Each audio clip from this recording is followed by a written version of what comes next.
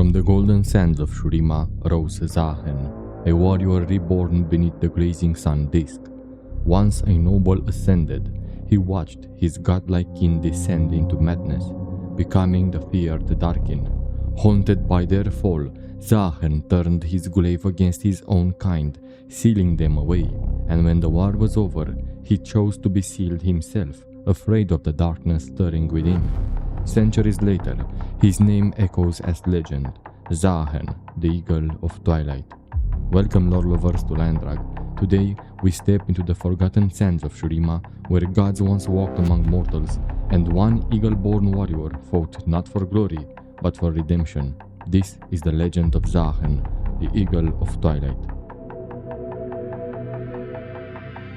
In the forgotten age when the sands of Shurima still glittered beneath the unbroken light of the sun, a man named Zaahen was born.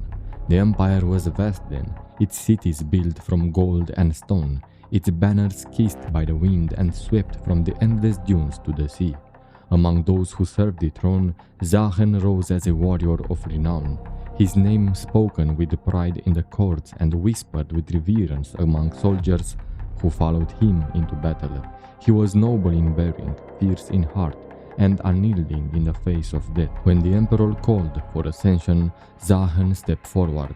His spirit was tested in the flame of the sun disk, his mortal form undone and remade by divine light. Wings of radiant gold burst from his back. His eyes shone with the piercing clarity of a desert eagle. Thus, he became one of the ascended, a being shaped by the gods themselves, guardian of empire, servant of the divine. But divinity is a fragile gift. The peace of Shurima did not last.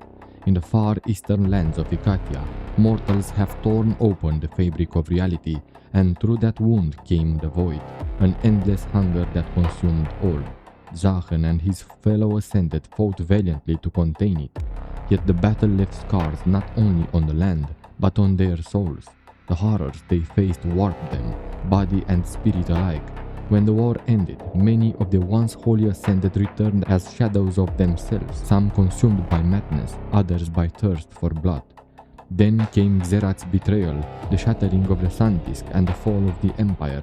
The ascended, no more guided by a ruler or divine purpose, turned upon each other, their power unchecked, their hunger eternal.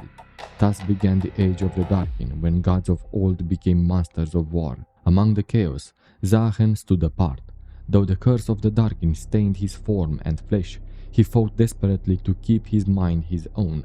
His wings darkened, feathers etched in crimson light, his talons warped into blades, but his heart still remembered who he had once been. While his corrupted brethren ravaged the world, Zaahen turned his glaive against them. The Darkin war raged across continents.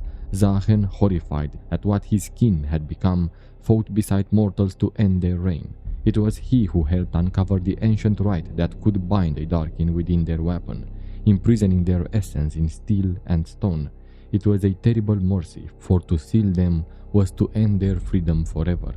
When the last of the Darkin were bound, Zaahen looked upon the broken earth and knew peace was still far away. He had seen too much destruction, too much pain, and so he journeyed eastward across the sea, drawn by whispers of war in a land rich with spirit and serenity, the first lands known to us as Ionia. There, he fought the world aflame once more. The Darkin had reached Ionia's shores, spreading corruption and fear. In that place, Zaahen met the warriors of balance, the ancient Kinko order. Among them stood Canaan, the heart of the tempest, Yunara, the fist of shadow, and the Eye of Twilight, guardian of spiritual harmony. To them, Zaahen was a stranger, a god bird from the deserts of Shurima, but his presence was a beacon of hope. Together they forged a fragile alliance. With his knowledge of the Darkin, the Kinko learned how to contain the invaders. They sealed the beings known as Rast, Varus, and Zolani within their weapons, ending the war of the false Kanmei. Ionia was scarred but saved, and Zaahen, once a creature of the sun, found solace beneath the cherry-blossomed sky. Yet victory carries its burden. The Eye of Twilight, seeing Zaahen's control fading, granted him permission to return home, but Zaahen hesitated. He had felt the corruption stir in his blood, the whisper of the Darkin glowing beneath his calm. He feared the day it would take him as it had taken so many others, so he made a choice few could understand. He returned to the Temple of Twilight, a place between worlds, and asked his spirit be sealed within his glaive, a weapon that would imprison him as he had once imprisoned others. The King Ho honored his wish. Yunara, his closest ally, remained to guard the temple and keep his story from fading into myth. In time, the tale of Zaahen and Yunara became legend, a parable for those who sought to understand balance. The King Ho told it as a story of a shrine maiden and a great spirit who had once stood together against false gods. Few remembered that the spirit had once been a man, a god who chose confinement over corruption.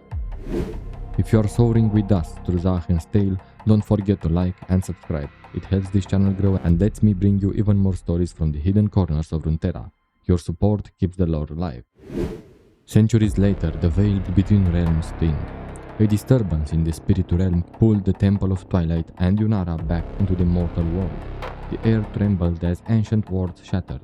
To the south, a new shadow gathered. LeBlanc, the deceiver, sought Zaahen's weapon.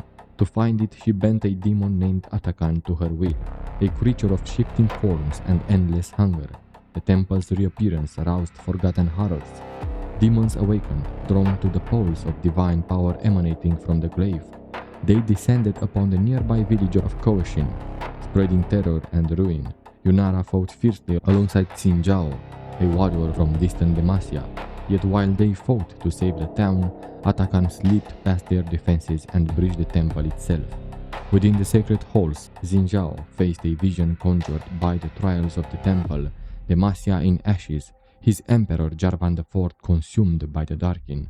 Offered a weapon that pulsed with that same shadowed power, Xin reached for it until a voice echoed in his mind, Zaahen's voice. From deep within his prison, the Eagle God warned him. Xin stepped back and the vision faded. He had passed the trial of Twilight, but victory was fleeting. LeBlanc had already claimed the glaive, its golden form now buried within the black flesh of Atakan. The heroes fought desperately, yet the sorceress's power was relentless.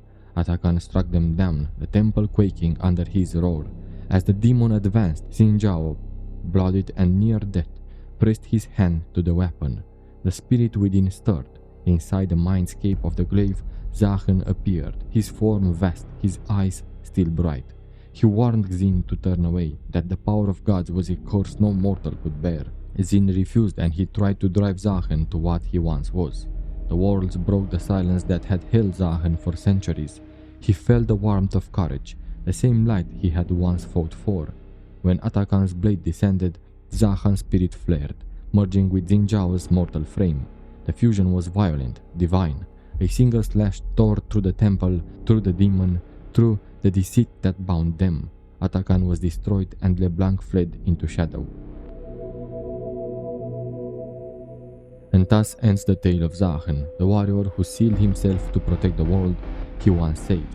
If you enjoyed walking this path through history, remember to like, share and subscribe to Liandrug, where lore lovers gather to keep the legends burning. Join our Discord to be part of a cozy realm where stories never die, and every voice adds to the song of Runeterra.